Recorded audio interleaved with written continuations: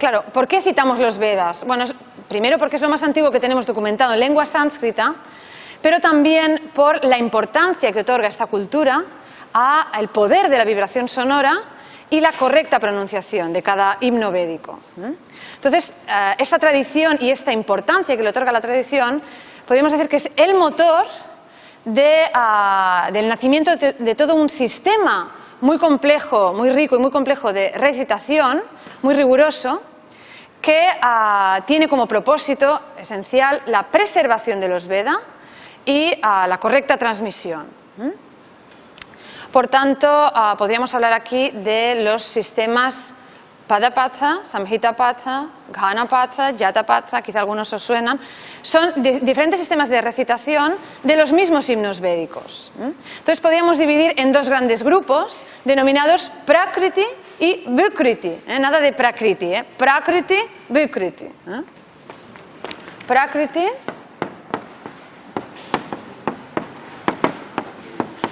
Vikriti. Serían dos grandes grupos de sistemas de recitación. ¿Qué significa Prakriti en lengua sánscrita? ¿Alguien lo sabe? Prakriti. ¿Cómo lo traduciríamos? A ver, ¿cómo? Naturaleza, esencia. Prakriti serían los sistemas de recitación, digamos, naturales. Por ejemplo, el Samhitapatha y el Padapatha, que son la recitación continua y la recitación palabra por palabra. Samhitapatha es la recitación continua. Dentro del sistema de recitación Prakriti tenemos Samhitapatha y Padapatha. Patha significa recitación, de la raíz pat, que quiere decir recitar. Y Samhitapatha sería el sistema de recitación continuo del himno tal como es. Padapatha sería palabra por palabra con una pausa después de cada palabra. Estos dos, digamos que serían los sistemas Prakriti por excelencia, los sistemas naturales o normales de recitación. ¿Qué son los sistemas Vikriti? Vikriti significa alteración. Kriti, de la raíz kri, que es hacer, Vikriti, hacer de forma distinta, con ese prefijo. Por tanto, son sistemas de recitación que tienen como característica común la alteración del orden del himno, de las palabras del himno, ¿entendéis? Es decir, es como si fuéramos hacia adelante y hacia atrás en el mismo himno. Hay muchos ejemplos, pero vamos a citar como ejemplo para que entendáis, siempre el ejemplo siempre ayuda a entender más que la teoría. Un ejemplo que es el Jatapatha. Dentro de los sistemas Vikriti tenemos uno de tantos que es el Jatapatha. Dentro del Vikriti tenemos muchos otros, pero vamos a citar el Jatapatha. Hay otros como el Ghanapatha, Rekhapatha, Shikhapatha. ¿No lo veis bien? Jatapatha. Jata, ¿alguien sabe qué significa Jata? Jata es trenzado. Trenzado, o en català podríem dir entortolligat. Y la estructura, digamos, de recitación del Jatapatha sería, la estructura básica sería 1-2, 2-1, 1-2, pausa, 2-3, 3-2, 2-3, pausa. ¿Y esto qué significa? Bueno, si tomamos, por ejemplo, el primer himno del Rig Veda, el himno del Rig Veda, ¿a quién invoca? Es una invocación ¿a qué deidad? ¿Alguien lo sabe?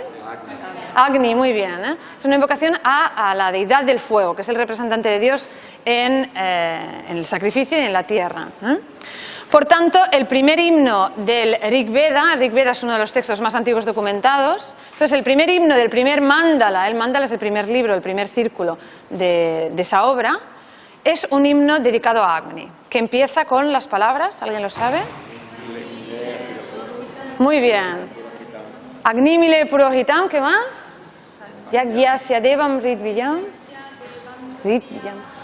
Hotaram Ratnadhatamam. Muy bien, Agnimile Purohitam. Agnim a Agni, ile, adoro. Purohitam, Agni, que es como el sacerdote del hogar. Agnimile Purohitam son las tres primeras palabras de ese himno, de ese primer himno. Agnimile Purohitam, a Agni yo adoro, aquel que es como el Purohita, como el sacerdote, como el intermediario, como el purificador. Bueno, pues si lo recitáramos en Samhitapatha, sería simplemente Agnimile Purohitam. Si fuera Padapatha, sería Agnim, ile, purohitam, es decir, una pausa detrás de cada palabra. Y si fuera Yatapatha, diríamos Agnimile, ile Agnim, Agnimile, ile Purohitam, Purohitamile, ile Purohitam. Y así seguiría esa trenza de las palabras. ¿Qué sentido tiene todos estos sistemas de recitación en los cuales se permuta el orden normal o habitual de las palabras en el himno? Básicamente, prevenir alguna pérdida de alguna palabra, es decir, que por memoria alguna palabra se pueda escapar, se pueda perderse con el paso del tiempo. Por tanto, es una manera de prevenir, digamos que es una estrategia memotécnica para prevenir la preservación o la conservación de esos himnos de forma intacta.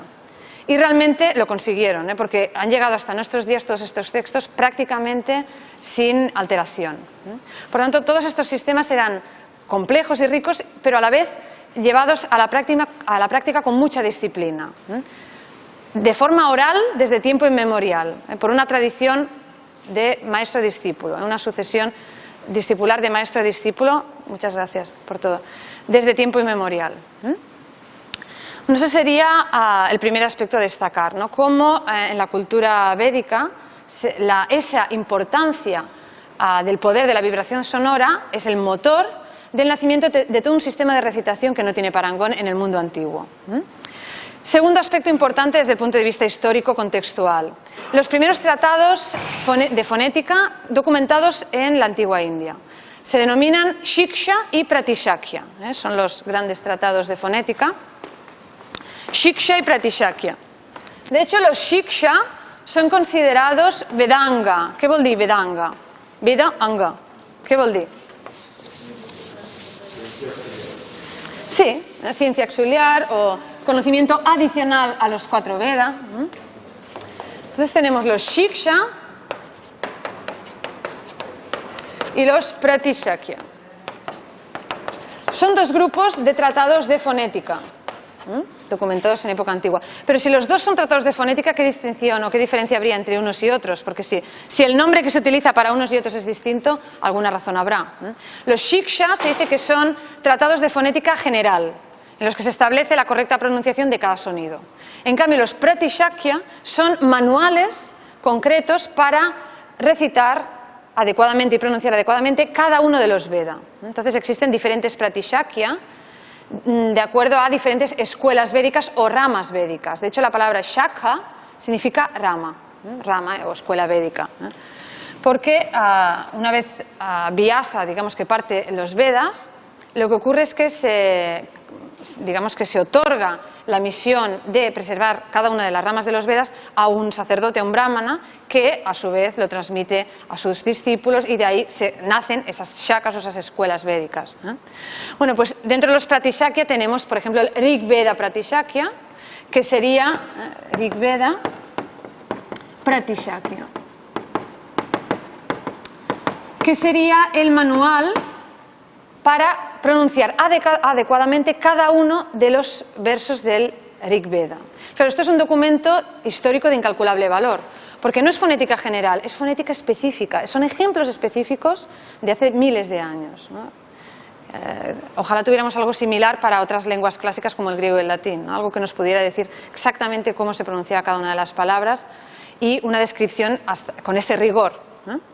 Bueno, tenemos el Rig Veda Pratishakya y luego tenemos otros Pratishakyas, como el Taittiriya Pratishakya,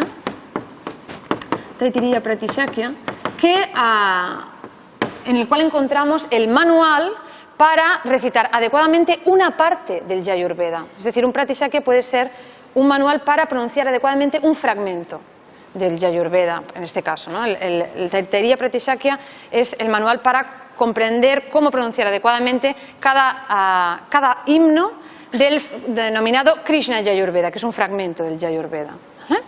Por tanto, lo más antiguo que tenemos documentado sobre fonética, Shiksha y Pratishakya.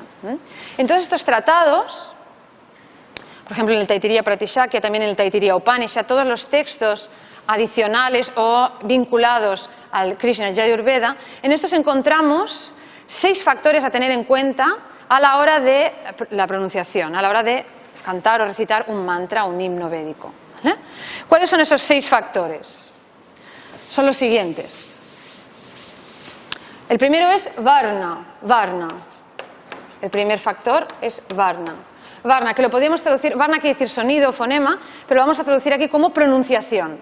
Ahora lo explicaremos. Primero es varna. El segundo es swara, swara, que lo vamos a traducir como tono. El tercero es matra, medida, duración. El cuarto es bala, bala, que significa literalmente fuerza, se refiere al impulso articulatorio. El quinto es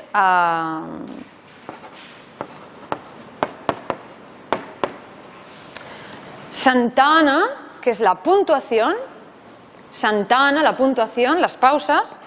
Y el sexto es sama, sama, que sería la fluidez. Estos son los 6 factores a tener en cuenta en la pronunciación y en la recitación de un himno védico y posterior. ¿Vale? Varna, swara, matra, bala, santana y sama. Pronunciación, tono, duración, fuerza articulatoria, puntuación, es decir, las pausas, y fluidez. ¿Vale? Esos serían los 6 puntos importantes. Vamos con el primero, varna. Supongo que todos tenéis esta hoja, si no, hay más. ¿Todo el mundo tiene esta hoja con el Akshara Samamnayika? ¿Tenéis por aquí? ¿Sí? ¿Todo el mundo? ¿Claudia? ¿Teniu? No, demaneu, anem de sobres.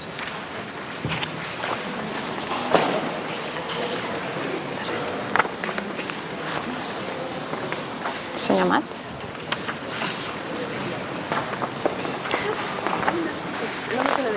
No, no. Sí, sí, coge. ¿Alguien que no tenga todavía? Si me hacéis el favor, ¿le pasáis para atrás? Sí. Necesito 2 más y luego. Coge, coge. ¿Alguien más? Pasadlo por favor para atrás. Pasadlo para atrás. Ahora os traen, ahora os traen.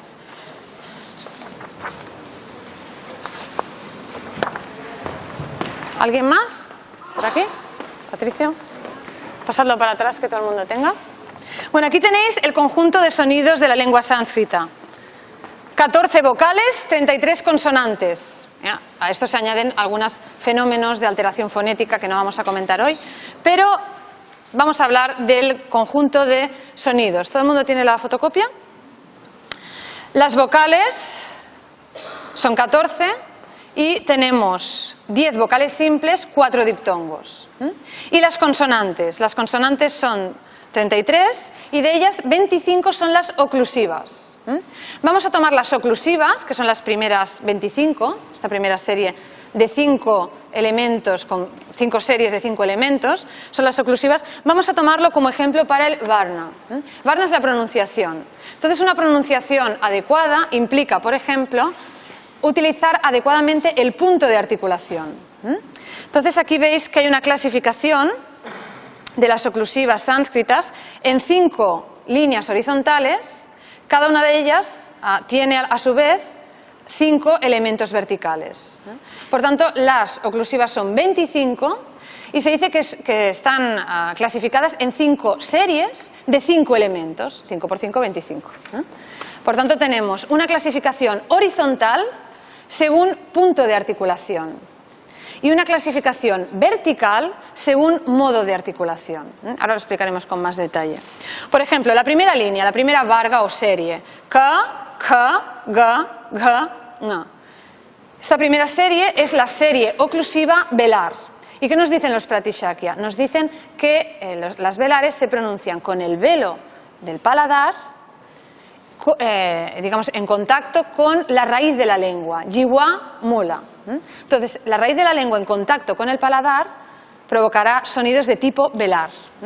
¿Qué diferencia entre ka y ka? Aquí tenemos una diferencia de modo de articulación. La primera es sorda, la segunda es sorda aspirada. Muy bien, vamos a la segunda línea, son las palatales.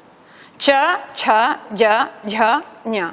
Aquí lo importante es que en la transcripción veis que el primer sonido, que es una C, se pronuncia cha.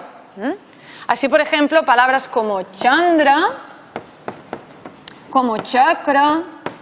¿Qué significa Chandra? Luna, y chakra, rueda. Estas palabras deberían transliterarse con una consonante C, sin H, porque en sánscrito lo que equivale a la transcripción sánscrita CH es cha, cha. Eso es otro sonido, ¿entendéis? Es decir, una transliteración como chakra es, desde el punto de vista académico, incorrecta, porque esto se pronunciaría en sánscrito chakra. Por tanto, es una sola C que se pronuncia pues, como en italiano chita. ¿Vale? Entonces, chandra, que es luna, con una C, chakra, que es rueda, con una C. Hay otras palabras que sí que llevan oclusiva aspirada. Por ejemplo, la palabra chandas, chandas o chada. ¿Qué vol dir chandas? Chandas. Chandas es la métrica, es la ciencia de la métrica. Esta palabra sí que es chandas. Entonces, claro, si transliteramos chakra con CH, llevamos a confusión. Cada sonido tiene su etimología. Entonces, chandas es métrica y chada es... chadas quiere decir cubierta. Puede ser un chal, por ejemplo, un chal, una chada, es una chada en sánscrito, por tanto, es CH. Esa sería la diferencia. Las siguientes son las cerebrales. Las cerebrales. Estos son los sonidos en los cuales quizá nos tenemos que centrar más, porque son un sonido que no conservamos en otras lenguas indoeuropeas como la catalana o la castellana, ¿no? Las cerebrales se denominan así porque el ápice de la lengua, la punta de la lengua, tiene que apuntar al cerebro. Digamos que apunta al paladar, como si apuntara al cerebro, y por eso se llaman cerebrales. Se establece una pequeña retroflexión de la lengua hacia atrás, y de ahí que este sonido en la lingüística moderna se suele denominar retroflejo, los sonidos retroflejos, ¿vale? Son las cerebrales. ¿Cómo se pronuncian las cerebrales? Ta, ta, da, da, no. ¿Vale? Las dentales no tienen más misterio porque son como las nuestras, ¿no? Es el ápice de la lengua tocando los alveolos dentales, si queréis las encías. Ta, ta, da, da, na. Y las labiales, en las cuales el punto de articulación y el órgano articulatorio es el mismo, los labios. Pa, pa, ba, ba, ma. Bueno, vamos a ver si lo habéis entendido. Ahora lo vamos a practicar entre todos. Hay que añadir también un aspecto, y es que la A que aparece aquí, que es una A breve, ahora hablaremos de las vocales, como es una A breve, es muy similar a la neutra catalana, es una A más cerrada. Digamos que la castellana sería una E. Entonces esto es K, K, G, G, no. La diferencia es, entre la oclusiva y la oclusiva aspirada, la diferencia es la aspiración. ¿Vale? Venga, vamos a intentarlo. La primera línea, las oclusivas velares. K, K, G, G, Ng. Ch, Ch, Ja, Ja, Ñ. T, T, D, D, N. T, T, D, D, N. P, P, B, B, M. Muy bien, ya sabéis pronunciar las oclusivas en lengua sánscrita. Esto ya lo tenéis. Ya tenéis medio mantra bien pronunciado, ¿no? Bueno, sería simplemente un ejemplo sobre Varna. La correcta pronunciación implica utilizar adecuadamente el órgano articulatorio y, por tanto, que el punto de articulación sea el correcto. Una cerebral es una cerebral y no es una palatal. ¿Vale? Vamos al swara. El swara es el tono. ¿Qué tiene que ver el tono con la pronunciación? Bueno, porque en sánscrito védico se habla de 3 tonos básicos, el agudo, el grave y el denominado circunflejo, que empieza como agudo y acaba como grave, que se describe como una pendiente. Y era importante pronunciar adecuadamente también cada uno de los swara en el ámbito de los himnos védicos. ¿Cómo podíamos aplicar esto al sánscrito posterior, al sánscrito clásico? Bueno, tendríamos que hablar de la importancia de la acentuación. Entonces, en la lengua sánscrita la mayoría de las palabras son esdrújulas. Hay una serie de reglas que explican el porqué, pero la mayoría de las palabras en sánscrito son esdrújulas. Y hay que pronunciarlas como esdrújulas. Esdrújulas quiere decir que tienen el acento, presentan el acento en la tercera sílaba. Por tanto, es Arjuna, Arjuna y no Arjuna. Arjuna. Es Asana y no Asana. Es Sarasvati y no Sarasvati, es Parvati y no Parvati, ¿vale? Es Arjuna, es Asana, Sarasvati, es Mandala, no Mandala. Entonces ya veis que hay una tendencia a acentuar en la tercera sílaba. Ni una, ¿eh? Bueno, algunas sí, algunas sí. ¿Por qué? Porque cuando la penúltima sílaba es larga, sabemos que es larga porque tiene en la transliteración, una línea horizontal sobre la vocal. Cuando la penúltima sílaba es larga, entonces sí que tenemos palabras acentuadas en la penúltima sílaba. Por ejemplo, Gopala, Samsara, Avatara. Estas sí, en estas acertamos, sea como fuere, pero en esas sí que normalmente se pronuncian adecuadamente, ¿vale? Gopala, Samsara, Avatara. ¿Por qué? Porque la penúltima sílaba tiene una vocal larga, ¿vale? Bueno, hay toda una serie de reglas, por ejemplo, cuando la penúltima sílaba tiene vocal breve más dos consonantes, también se acentuaría. Por ejemplo, Govinda, Govinda, la penúltima sílaba tiene una vocal breve, pero seguida de dos consonantes. Entonces también se pronunciaría Govinda, ¿eh? Gopala, Samsara, Avatara, Govinda. Obviamente esta marca que hago de tilde es ahora en plan didáctico, no se suele representar. Uno conoce las reglas de acentuación y lo acentúa adecuadamente, ¿eh?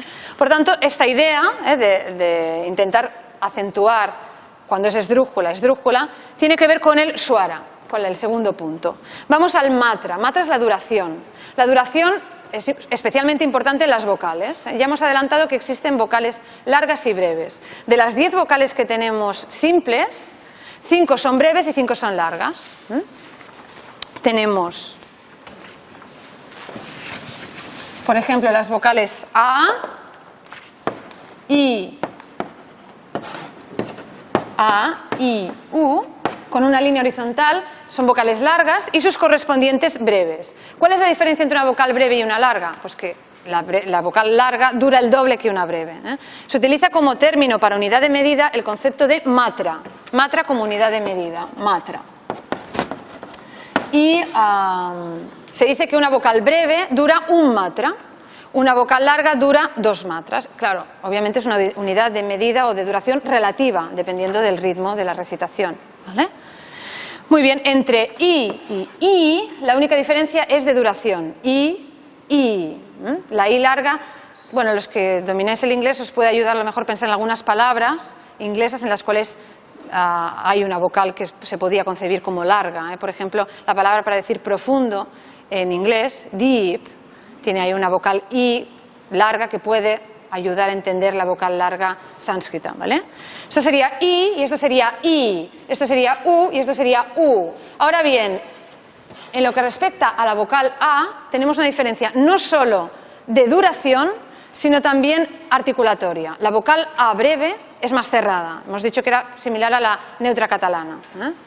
O por ejemplo, en el inglés, los que sabéis inglés, la palabra pero en inglés, but, ese sonido es muy similar a la A breve sánscrita, ¿vale? Entonces esto es I, U, pero esto es A. La vocal larga es más larga, pero es más abierta también, ¿vale? Esto es muy importante, porque la vocal A breve es la más frecuente en la lengua sánscrita. Entonces, si pronunciamos bien esta, ya tenemos las oclusivas, que ya las sabéis. Si al menos pronunciamos bien la A breve, bueno, pues ya tenemos mucho ganado, ¿eh? Venga, vamos a practicar. A, I, U. Muy bien, ¿eh? Simplemente es un ejemplo de matra, pero os sirve también a efectos prácticos para pronunciar adecuadamente. Claro, es muy importante que en el aspecto de la duración entender que la duración, el hecho de que la vocal sea larga o breve, es un rasgo fonológico muy relevante, ¿eh? Porque podemos intentar decir una cosa y estar diciendo otra, ¿eh? Ejemplos. No es lo mismo mala que mala, ¿eh? No es lo mismo bala que bala. No es lo mismo shastra que shastra. No es lo mismo. Esto no salía el otro día en clase, además, ¿eh? No es lo mismo mala que mala, ¿eh? ¿No lo veis? Què vol dir mala con A breve? ¿Alguien lo sabe? Y mala. ¿Tampoco? ¿Una de las dos significa? Mala, mala. Mala es taca. La primera, mala, con A breve, mala, es mácula, mancha, impureza. De ahí la palabra nirmala. Nirmala vol dir inmaculada. Es un nombre femenino en India. Nirmala quiere decir inmaculada. Mala es mácula. Y mala, ¿qué será? ¿Qué es un japa mala? Es un rosario de cuentas, ¿no? Por tanto, mala literalmente significa secuencia. Guirnalda y también pues rosario, japa mala quiere decir rosario para la meditación, por tanto pues secuencia de cuentas para la meditación. Por tanto, una cosa es mala y otra cosa es mala. Una cosa es bala y otra cosa és bala. Què és bala con A breve? Força. Molt bé, aquí els alumnes de sànscrit, bala con A breve es fuerza, bala. Y bala, ¿me oís bien por allí? Bala. Bala es niño, entonces no es lo mismo bala que bala. Y shastra y shastra. Esto jo crec que Roser m'ho dirà ràpid, això, Què és això de shastra i shastra? Un dels dos era escriptura, no? Això ho tenim clar. Shastra, amb A llarga, és escriptura. Y shastra, amb A breu, es objeto cortante, cuchillo, espada. Es que, bueno, la anécdota es que nos salía precisamente el otro día en un verso de la Bhagavad Gita, del segundo capítulo de la Bhagavad Gita, en el que habla de la eternidad del alma, y dice, Nainam Chidanti Shastrani, y dice, las armas no pueden cortarla, el fuego no puede quemarla, el agua no puede mojarla, el viento no puede secarla, ¿no? Pero claro, si el alumno pensaba que aquí Shastra era la escritura, claro, que la escritura no podía cortar el alma, esto no tenía sentido, ¿no? Entonces es un rasgo relevante, fonológico y relevante. Por tanto, cuidado con lo que estamos cantando, ¿no? Porque igual estamos diciendo otra cosa. Muy bien, esta sería matra. Bala, bala se refiere a la fuerza articulatoria. Hemos visto, por ejemplo, que las oclusivas pueden ser aspiradas o no aspiradas. Entonces, la fuerza articulatoria en la aspiración es distinta. Ese bala es distinto. No es lo mismo ka que ka. No es lo mismo ch que cha. ¿Vale? Santana es la puntuación. La puntuación tiene mucho que ver con la métrica, porque estamos hablando de una tradición eminentemente oral. Entonces, puntuación nos referimos a las pausas. Aquellos que os dedicáis a la música lo tenéis clarísimo, que es tan importante el silencio como el sonido, ¿no? El silencio es muy importante, los silencios, las pausas. Entonces, hay que conocer también cada una de los esquemas métricos de recitación, en cada himno, para conocer cuándo establecer la pausa. ¿Entendéis? Y sama sería la fluidez, es decir, tiene que haber pausas allí donde debe haberlas y tiene que haber fluidez allí donde debe haberlo. ¿Vale? Entonces, como esquema métrico tenéis el ejemplo del Mahamantra en el lado posterior de esta hoja, el Mahamantra. Mahamantra quiere decir el gran mantra, es un mantra conocido por todos.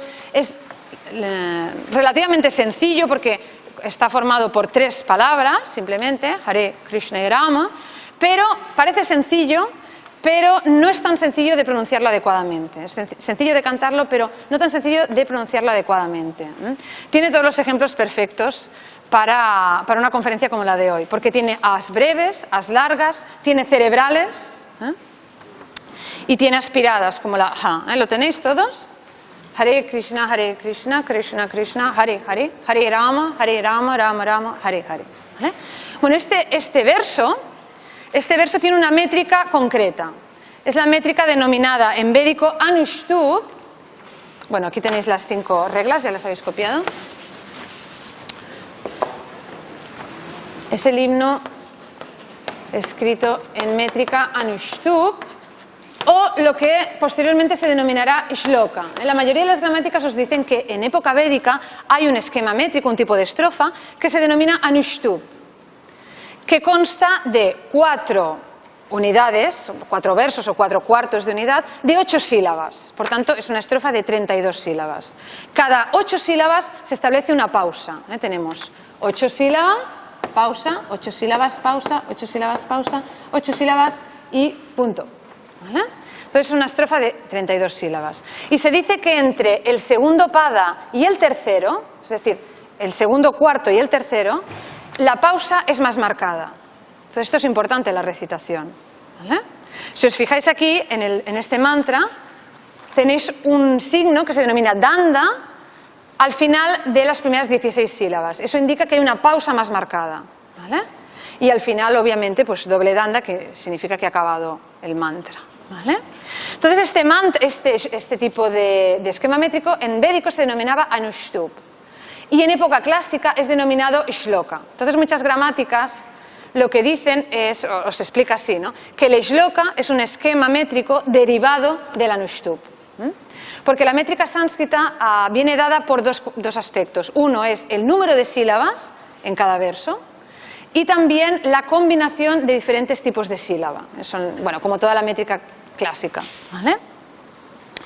Lo mismo ocurre con el Gayatri. El Gayatri no deja de ser un esquema métrico que consta de 3 versos de 8 sílabas. Cada 8 sílabas hay una pausa. Entonces, si alguien recita el mantra Gayatri, tiene que conocer el esquema métrico para recitarlo adecuadamente.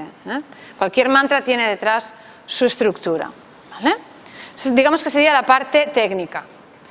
Y ahora vamos al aspecto, digamos, conceptual o filosófico, del concepto de Shabda.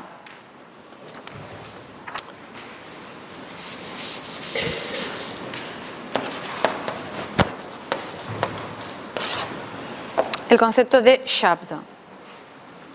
Shabda es el concepto para referirse al sonido en la época védica y posterior, pero se refiere al sonido primordial, al sonido eterno, al sonido primordial. ¿Y esto qué significa? Significa que el sonido, si es eterno, es previo a la materia. De hecho, el sonido tiene poder creativo. Esa es la idea. El sonido tiene poder creativo, el sonido trascendental, el Shabda. Y, paradójicamente, a la vez es creador de la materia, tiene potencia creadora, pero a la vez es el medio, el instrumento para liberarse de la materia. Es decir, la manera más adecuada para relacionarse con la trascendencia es el sonido, es a través del sonido. ¿Vale? De ahí la importancia del poder de la vibración sonora. Entonces tenéis que pensar que en sánscrito, cuando se habla de akshara, ¿qué vol dir akshara? What does it mean, akshara? Sí, akshara puede ser, depende del contexto, fonema o letra o sílaba. Normalmente akshara en el ámbito de la fonética se aplica sobre todo a la sílaba, pero es muy significativo que el nombre akshara literalmente significa imperecedera. Akshara significa imperecedera, de a más kshar. Kshar es diluirse, desaparecer, y akshara es la indestructible. Entonces la idea es que toda sílaba del conjunto de sonidos sánscritos es considerada, de acuerdo a esta tradición, bija. Toda sílaba es bija. ¿Qué vol dir bija? Semilla. Toda sílaba es semilla creativa. ¿Vale? Es semilla de vida. Cada sílaba es semilla de vida, semilla creativa. ¿Vale? Podríamos decir que es la manifestación del poder del sonido, cada bija, cada akshara, cada sílaba. De hecho, una de las definiciones de Shabda, del sonido, es Shabda Ashraya. Del sonido es Shabda Ashraya. Shabda Ashraya, Artha Ashraya, Shabda, el sonido primordial, es definido, por ejemplo, en el Bhagavad Purana, en el Srimad Bhagavatam, como Artha Ashraya, que quiere decir receptáculo del sonido, receptáculo del significado. Artha es significado. Artha Ashraya sería receptáculo o sustento o refugio del significado. ¿Y esto qué significa? Valga la redundancia. La idea es que Shabda, el concepto de Shabda, implica palabra con significado, sonido articulado, a diferencia de lo que sería emisión de mero ruido. ¿Entendéis la idea? Shabda es sonido con significado, Artha Ashraya, por tanto, receptáculo del sonido, del significado, y toda sílaba es semilla de vida. Claro, por eso se habla, por ejemplo, del concepto de Bija Mantra. ¿Cuál es el Bija Mantra por excelencia? El Om, ¿no? Se suele decir, es el más conocido, existen otros Bija Mantras, hay Bija Mantras como Klim, Shrim, Aim, pero el mantra Om es el más conocido, también conocido como Pranava, la reverberación. Y por ejemplo la Bhagavad Gita, el Omkara, el mantra Omkara, o el Om, es definido también como Eka Akshara, ¿no? La sílaba sagrada por excelencia, Eka Akshara. Esa sería la idea. Y por ejemplo, lo que decíamos de las pausas, después de la recitación del Om, también se dice que es necesario una pausa, es una regla. ¿Vale? Detrás de la recitación del Om, siempre una pausa. ¿Vale? Entonces, ¿cuál es la idea? ¿Por qué se dice que el Om es la invocación del absoluto?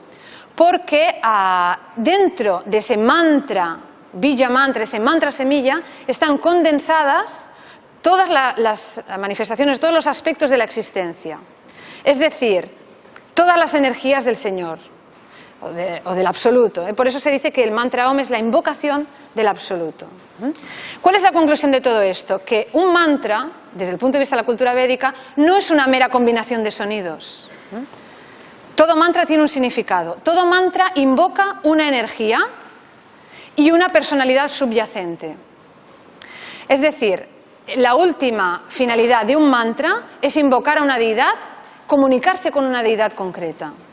De ahí la importancia de la pronunciación adecuada y la transliteración adecuada. ¿Por qué es importante la pronunciación adecuada? Primero, porque si nosotros invocamos a través de un mantra a una energía, si estamos pronunciando adecuadamente estaremos invocando esa energía. En el caso de que pronunciemos de forma errónea, o no tendrá efecto o tendrá un efecto distinto al que esperábamos, ¿no? Esa sería una de las ideas. Segunda importancia, ¿no? Segundo aspecto importante en la pronunciación. ¿Por qué es importante? Porque, bueno, hemos hablado hoy aquí de los Shiksha, de los Pratishakya, de cómo todas estas escuelas han estado siglos y siglos, de alguna manera, conservando toda esta tradición, ¿no? Hoy en día, que tenemos muchas más facilidades tecnológicas que nunca, es curioso porque se pronuncia y se fija por escrito de forma más incorrecta que nunca, ¿no? Es decir, tenemos más facilidades y tenemos menos cualidades que nunca, ¿no? Entonces la idea es que aunque solo fuera por respeto a toda esta tradición previa, a todo este esfuerzo previo, tendríamos que como mínimo procurar pronunciar adecuadamente, ¿no? Entonces, bueno, con lo que nos queda una media hora, con lo que nos queda de conferencia vamos a practicar a través del canto, también. Vamos a cantar una canción que se denomina Jnanilo Prema Dhana y vamos a añadir también al final el Mahamantra, este mantra Hare Krishna, ¿vale? El Jnanilo y el Mahamantra.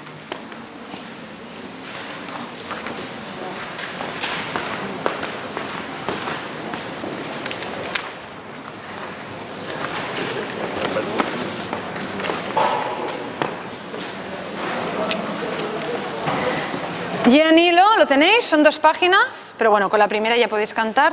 Y luego cantaremos también el Mahamantra, ¿vale? Pero vamos a hacer un poco de prácticas de pronunciación y luego lo cantaremos.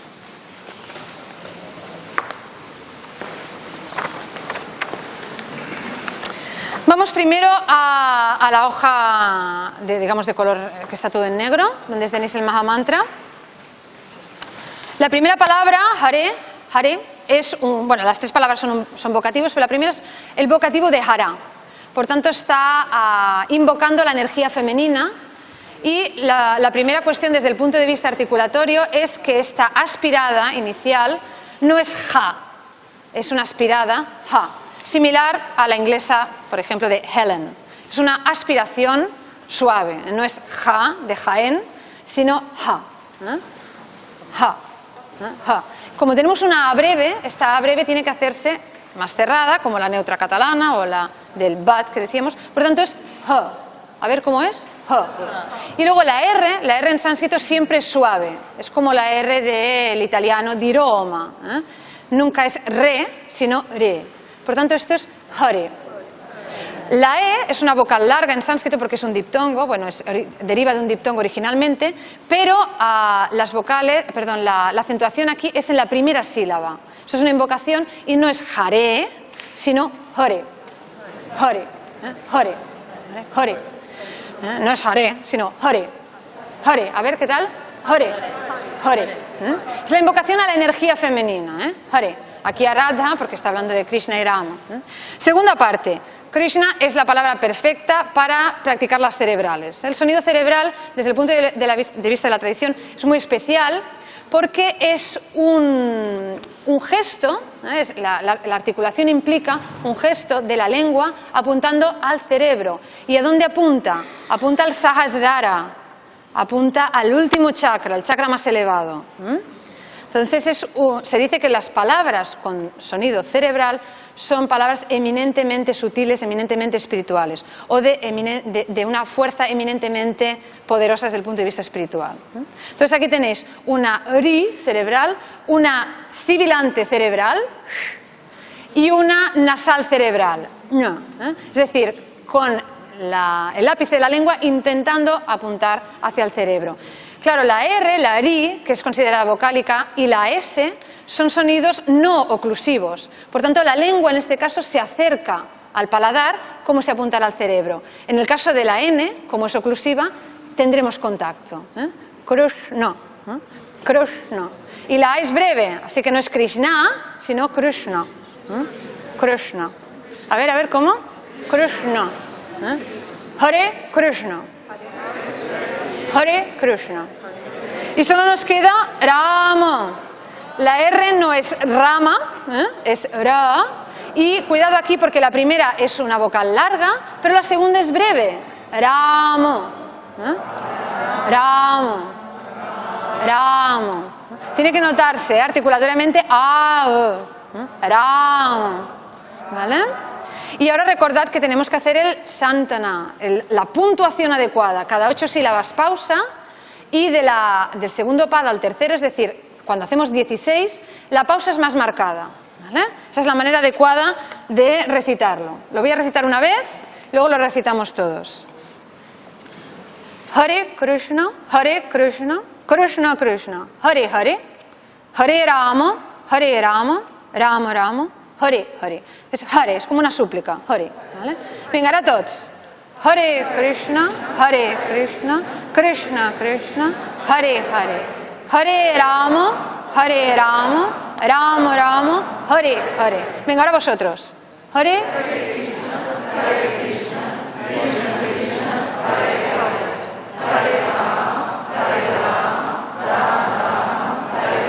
Todavía oigo alguna rama, Nada de ramas de los árboles, Nada de ramas de los árboles. Rama, Rama. Y todavía oigo algunos Krishna, Cuidado que Krishna con A larga sería femenino. En todo caso estaríais invocando, por ejemplo, a Durga, que es un nombre de Krishna, un nombre de Durga es Krishna, o a Draupadi. Draupadi también se denomina Krishna, pero es Krishna, con A breve. Aquí es femenino. Estáis invocando a la energía Shakti y a Shaktiman. Hare Krishna, Rama. Hare es el vocativo de Hara, es la Shakti. Krishna se dice que deriva de la raíz Krish, que es el supremo atractivo, y Rama deriva de la raíz Ram, que es la fuente de todo placer. ¿Vale? Entonces está invocando a esas tres potencias. ¿Vale? Venga, va, una vegada més, tots junts. Pero cuidado, concentración en A. Por eso decía yo, parece sencillo, 3 palabras, 32 sílabas, en 4 partes de 8, parece sencillo, pero no lo es tanto. Implica concentración. Implica Shravanam, que es escuchar, implica Kirtanam, que es cantar, implica Smaranam, recordar. ¿Vale? Venga, tots. Hare Krishna, Krishna Krishna, Hare Hare. Hare Rama, Rama Rama, Hare Hare. Una altra vegada, a veure.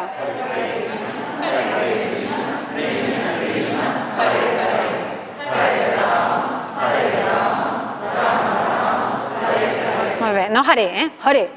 Hare, es una súplica, no es Hare, aquí estoy yo, no, Hare Krishna, Hare Krishna, ¿vale? Molt bé, este lo tenéis, la pausa muy bien. Vamos al Jyanilo. Bueno, el Jyanilo es una canción en bengalí, que es una de las lenguas derivadas del sánscrito. De hecho, de las lenguas derivadas del sánscrito es la que conserva más fielmente las características de la lengua sánscrita. Pensad que el 80% de las palabras en bengalí son prácticamente palabras sánscritas con una mínima alteración. Entonces, es una de las lenguas derivadas del sánscrito más cercanas, digamos, a su madre, a la lengua madre.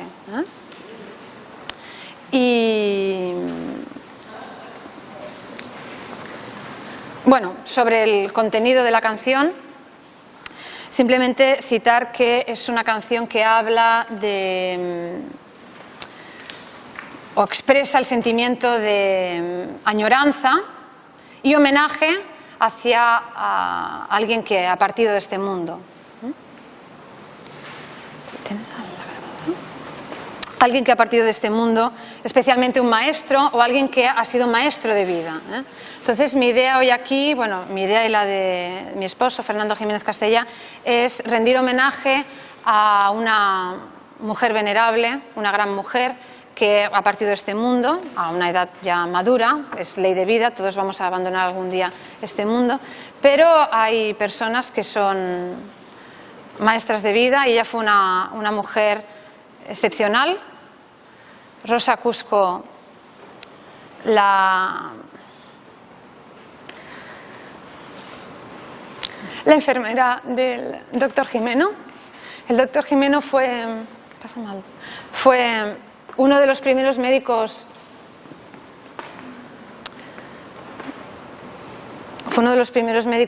naturistas en Barcelona y en Cataluña, y ella fue su ayudante y enfermera durante muchísimos años, y fue una mujer siempre ocupada, en el bienestar de todo el mundo, sin distinción, lo que demostraba su nivel de avance espiritual. En aquella clínica pues venían personalidades como Montserrat Caballé. Como anécdota nos explicaba que una vez fue Montserrat Caballé allí a curarse de una fonía, pero trataban igual de bien a una persona como Montserrat Caballé o a otra persona que fuera humilde, que no tuviera incluso medios para curarse, para pagar su tratamiento. Y bueno, son esas personas que son maestras de vida, que además pasan por la vida con discreción, sin esperar ningún tipo de reconocimiento. Y bueno, obviamente a estas personas hay que honrarlas en intimidad, pero nos parecía que hablar de ella en público era hacer un homenaje a esta gran mujer y a todas aquellas grandes mujeres como ella que son gurús, maestras, a veces en la sombra, y que su vida no ha sido en vano, ¿no? Y creo que era el momento adecuado para honrarla. Hay tantas anécdotas que explicar. Pensad que era una mujer tan detallista que incluso hoy en día, que ya nadie envía felicitaciones de Navidad en papel, ella nunca había fallado de enviarnos su felicitación, pero además no pensáis que la iba a comprar, no, la hacía ella a mano, además con una letra impecable, una letra que demostraba su carácter. Era una mujer que siempre iba muy recta. A mí recuerdo que siempre me la ponían como ejemplo de rectitud interna y externa. ¿Ves? Recta como la Rosa Cusco, las esquinas rectas como la Rosa Cusco. Pero es que realmente su postura externa realmente revelaba su rectitud interna. Era una mujer venerable. Y bueno, esta canción, que normalmente se dedica a grandes maestros que han partido, hoy se la quiero dedicar a ella, y creo que todos vosotros podéis hacer la vuestra y cantarla sintiendo la añoranza de aquellas personas que han sido para vosotros maestros de vida, ¿no?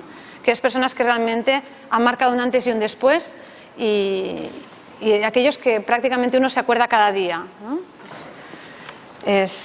Creo que es lo mejor, es compartirlo aquí con vosotros y compartir el sentimiento, ¿no? Que aunque sean personas distintas, el sentimiento es el mismo. Muy bien, bueno, entonces cantaremos primero el Ye Anilo Prema Dhana.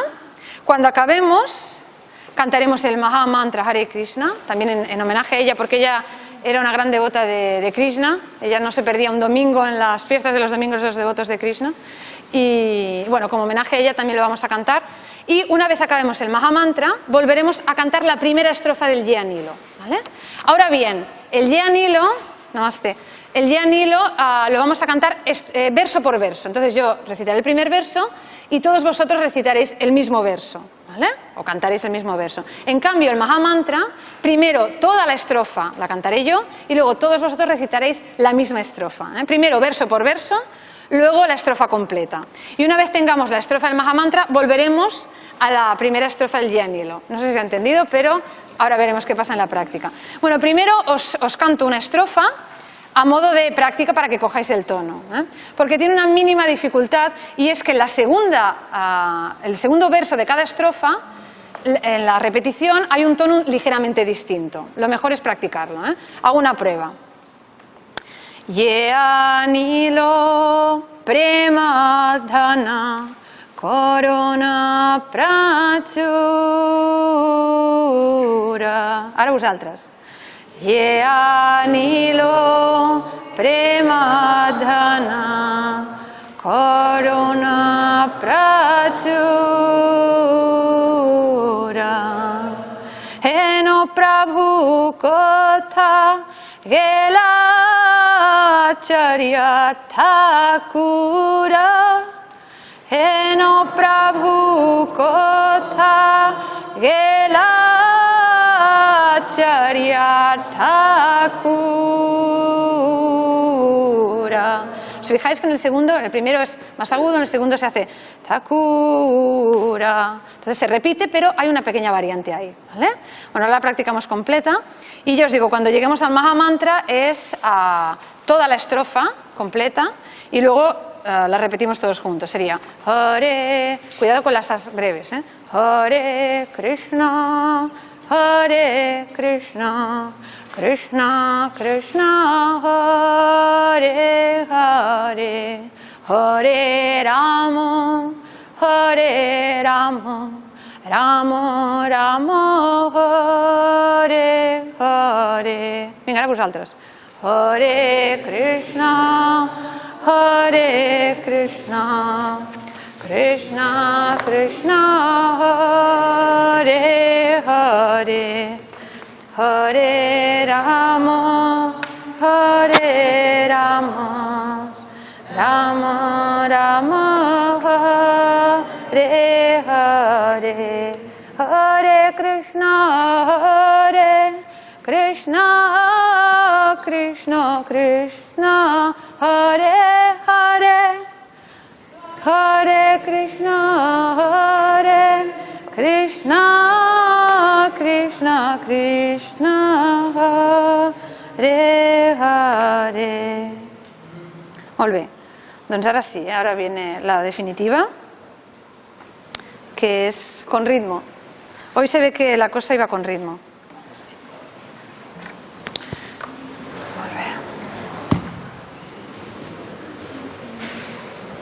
Espero que ahora me oigáis mejor. Bueno, si queréis aprender un poco de bengalí, cada vez que en la canción aparece la palabra kanja o kota, está diciendo dónde está este maestro. Son todos nombres propios, aparecen diferentes nombres de maestros y se pregunta ¿dónde está este gran maestro? ¿Dónde está este otro gran maestro? Y la palabra es kota o kanja. Kota, kota, kota, kanja, kanja, kanja. Y bueno, lo vamos a acompañar de este instrumento, que es uno de los más antiguos documentados en los textos. Se puede denominar dolak o mridanga. De hecho, el nombre clásico es mridanga porque aparece ya en el Srimad Bhagavatam como mridanga. Hay un verso en el Srimad Bhagavatam, el Bhagavad Purana, que dice Venu, Vina, Mridanga, Venu, Vina, Mridanga. ¿De qué está hablando este verso? Venu, Vina, Mridanga. ¿De qué habla? Exacto, instrumentos musicales. Claro, esto también es un documento de incalculable valor, porque nos está citando los instrumentos que seguro que existían en aquella época. ¿Qué es la Venu? Venu es el instrumento por excelencia. ¿Cuál es la Venu? Es muy fácil, una caña de bambú se corta, se le hacen unos agujeritos. ¿Qué será una Venu? Bueno, sí, depende del tamaño, de los agujeros, hay toda una ciencia, pero Venu quiere decir flauta de bambú. Flauta de bambú, es el instrumento por excelencia. Luego tenemos Vina. Vina, ¿me oís bien? ¿Sirve para algo esto? Vina. Es el instrumento de Sarasvati, es el instrumento de cuerda más antiguo documentado, la Vina, con cerebral, Vina. Por tanto, otros instrumentos como el sitar, que quizás es más conocido hoy en día, son mucho más modernos, son variantes mucho más modernas. De hecho, el instrumento en época clásica se concibe siempre como acompañamiento del canto. Lo importante es el canto, es la invocación, es el sentimiento, es el método de purificación por excelencia, el canto, y los instrumentos son siempre acompañamiento. Son instrumentos también de purificación. Por eso en India, el otro día lo comentaba una alumna que estudia violín en India, que en India antes de tocar se le hace reverencias al maestro y al instrumento. Es muy significativo. Se le hacen reverencias, se le ofrecen respetos al instrumento.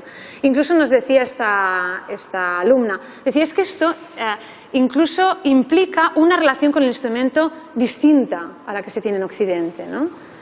Desarrollas una relación distinta con el instrumento, ¿no? Es muy significativo. Entonces, antes de tocar con un instrumento, se le ofrece respetos a ese instrumento y se dice que la mridanga es como los latidos del corazón, ¿no? Es como los latidos del corazón. Bueno.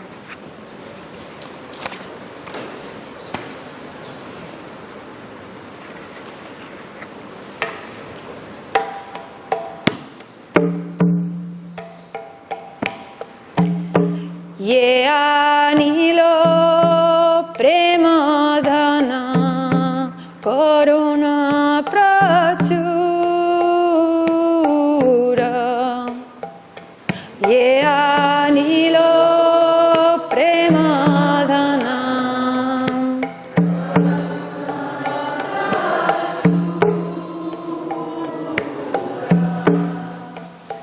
heno prabhu kata gela acharya thakura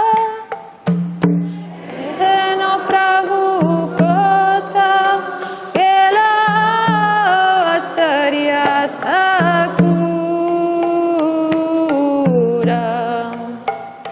kamha mora swarup rupa kamha sanatana kamha mora swarup rupa kamha sanatana kamha dasaraghu natha patita pava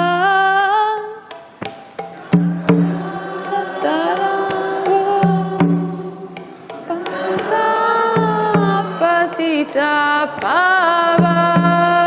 pavana kaha mora bhata juga kamha kaviraja kaha mora bhata juga kaha kaviraja ekka kale kotha gela gauranatha raja ekka kale kotha gela gauranatha raja pashane kutivo matha anale pashivo pashane kutivo matha anale pashivo goranga gunera nidhi kota gele pavo goranga gunera nidhi kota gele pavo shesha vasangira sange ye koilo vilasa shesha vasangira sange ye koilo vilasa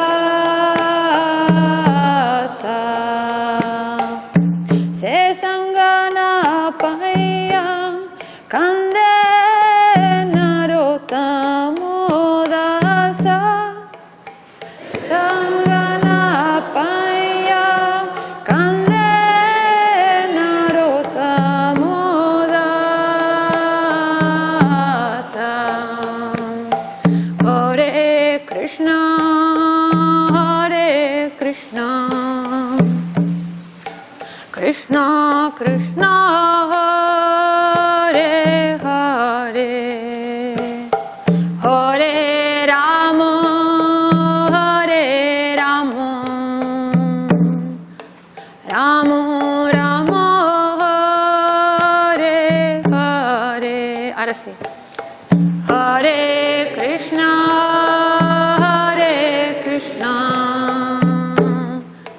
Krishna Krishna, Hare Hare, Hare Rama,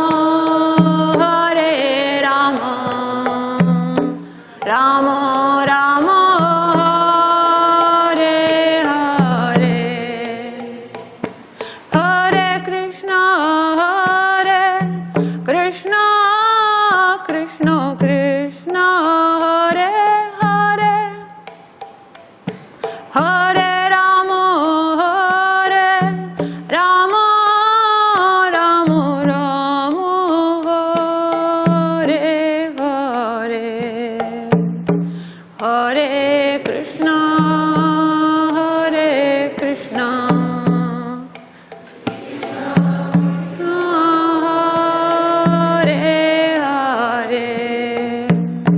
Hare Rama,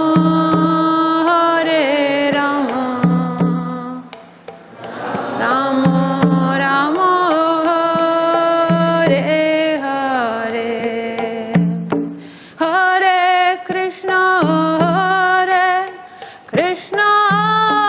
Krishna Krishna, Hare Hare, Hare Rama, Rama Rama, Hare Hare, Hare Krishna, Krishna Krishna, Hare Hare, Hare Rama, Rama Rama, Hare Hare. Ye anilo premodhana, karuna prachur. Ye anilo premodhana, karuna prachur.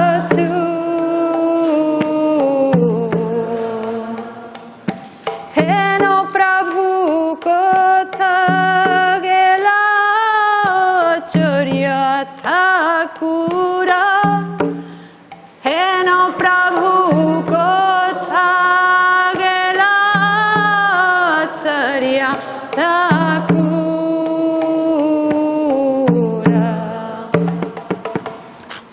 Moltes gràcies a tots. Dhanyavad. Y disculpadme, Kripaya, disculpadme por cómo ha salido todo hoy. Mira, a veces los astros están de cara, otros no. Pero bueno, al final la cosa ha salido bien. Y todos los que habéis resistido hasta el final, y además habéis pronunciado muy bien, tenéis como premio un pequeño dulcecito. Así que por favor compartidlo entre todos, que llegue para todos. Y espero que os guste. Y aquí lo dejamos. Si queréis cualquier información, supongo que la mayoría tenéis mi correo electrónico.